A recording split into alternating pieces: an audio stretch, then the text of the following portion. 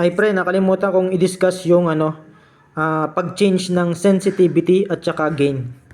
So itong sensitivity at saka gain, pwede mong baguhin yan. Ito, sensitivity, gain nung detector mo. So ito nasa akin, ano lang to ha, yung picture na to, picture na lang to nung detector. So ito yung cellphone, tapos picture na lang yan. So i-demo ko lang yung kung alin yung kailangang i-press pag gusto mong i-change yung sensitivity at saka gain.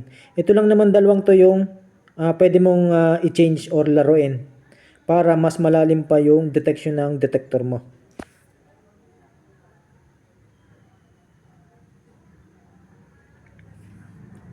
So para ma-change yung sensitivity,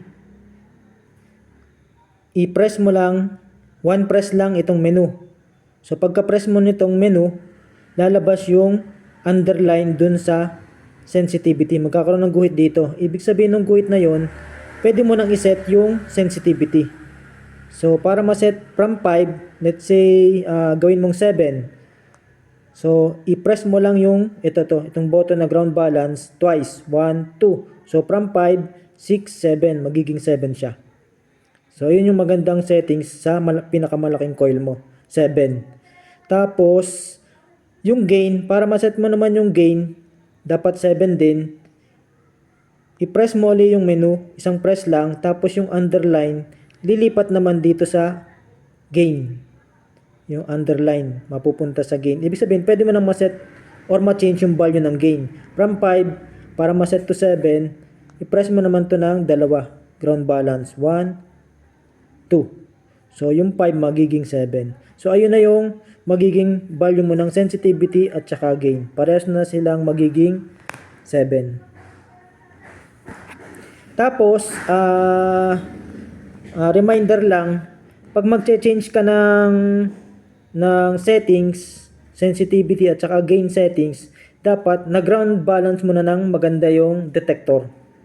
So ayun na, huwag kakalimutan, dapat na-ground balance mo na ng maganda yung detector.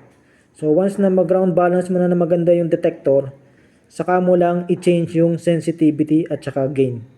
So ibig sabihin, ground balance muna bago i-change yung sensitivity at saka gain.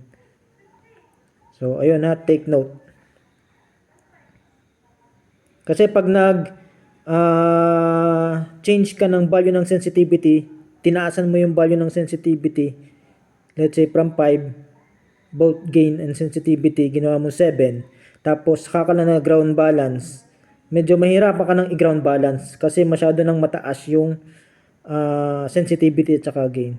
Kaya dapat ground balance muna, at kapag na-ground balance na ng maganda, saka mo lang i-change yung sensitivity at saka gain into a higher value. So ayun na, take note.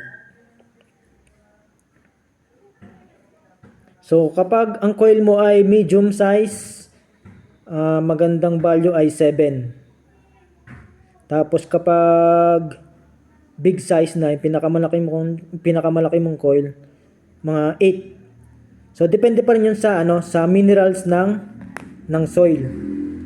So malalaman mo naman yan kapag na-ground balance ka at medyo stable yung pagkaka-ground balance mo. Pwede mo pang, ibig sabihin nun, pwede mo pang itaas yung sensitivity at saka yung gain. Pero kung halimbawa pangit yung ground, mataas yung minerals, 5 pa lang yung settings, medyo nahihirapan na yung detector mo, medyo nag-iingay na. So wag mo na i-change yung sensitivity at saka gain. Ibig sabihin, ayun na yung pinaka-stable na value para dun sa site na yon o sa lupa na yon.